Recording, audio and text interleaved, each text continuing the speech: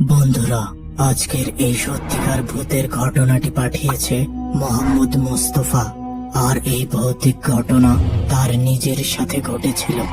আজকের বিশেষ প্রশ্ন, তোমরা কি কেউ রাতে আকাশে ছোট আলো বা আগুনের গোলা ছুটে যেতে দেখেছো? আর দেখে থাকলে কোথায় দেখেছিলে নিচে জানাও।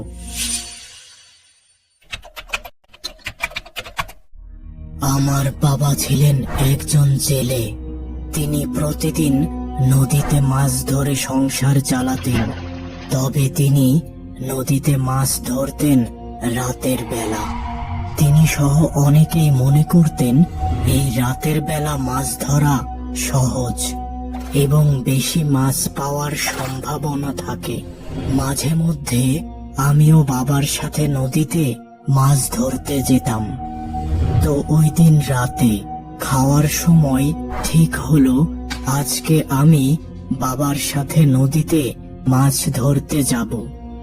রাত ঠিক 1টার সময় আমি ও বাবা মাছ ধরার জাল নিয়ে নদীর ঘাটের উদ্দেশ্যে রওনা দিলাম।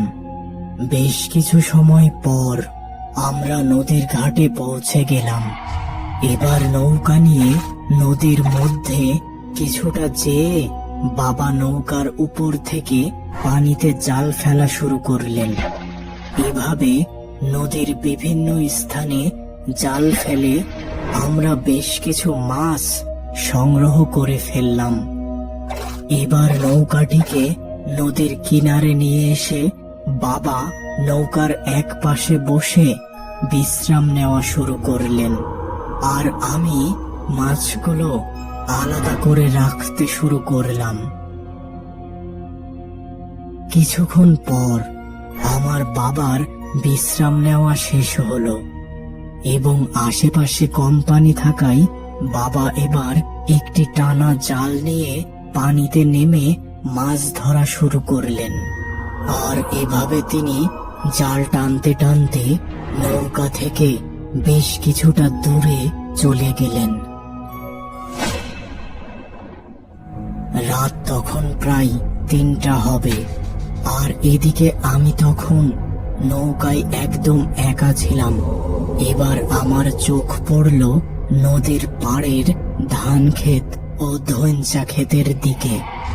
হঠাৎ করে উপরের দিক থেকে একটা আগুনের কুণ্ডলী এসে ধইঞ্চা ক্ষেতের উপর পড়ল।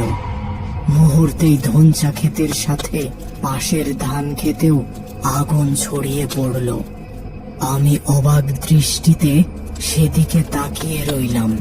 কিছু পরে পুরো ধান ক্ষেত আগুনে পুড়ে শেষ হয়ে গেল। এবার হঠাৎ একটি ঘোড়া এসে সেই জায়গায় উপস্থিত। ঘোড়াটি দেখে ভয়ে আমার গা শিউরে উঠল। আর আমি দ্রুত বাবাকে ডাকতে লাগলাম, বাবা, বাবা, দ্রুত এদিকে এসো। আমার ডাক শুনেই বাবা তাড়াতাড়ি আমার কাছে চলে আসলো।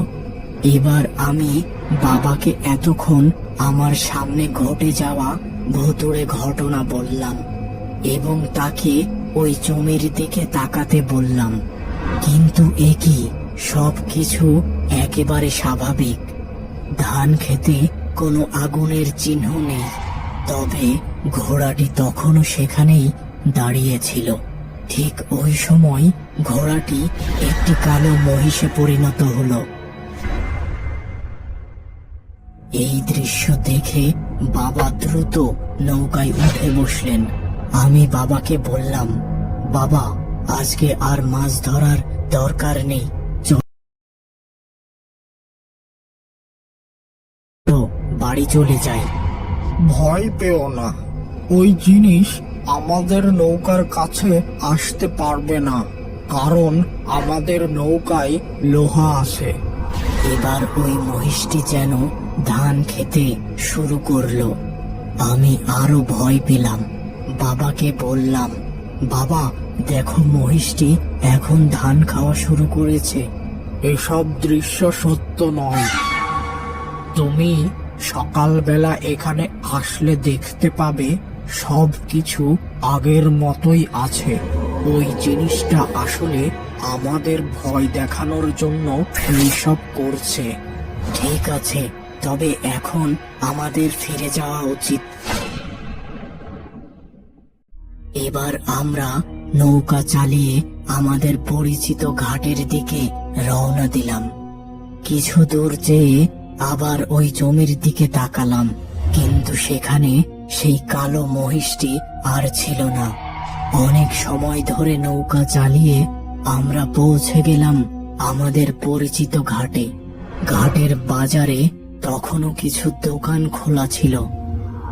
আমরা একটি দোকানে বসে কিছু খাবার খেলাম এবং খাওয়া শেষে সেখানেই বিশ্রাম নেওয়া শুরু করলাম।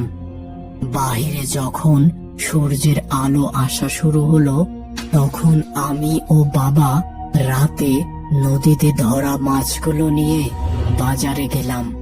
সব মাছ বিক্রি করে এবার বাবা ও আমি বাড়ির উদ্দেশ্যে রওনা দিলাম। এরপর অনেকবার আমি ও বাবা ওই ধান ক্ষেতের পাশে মাছ ধরতে গিয়েছিলাম, তবে ওই রাতের মতো আর কোনো অদ্ভুত ব্যাপার ঘটেনি। কিন্তু আজও আমার মনে প্রশ্ন জাগে, ওই জিনিসটি আসলে কি ছিল? দর্শক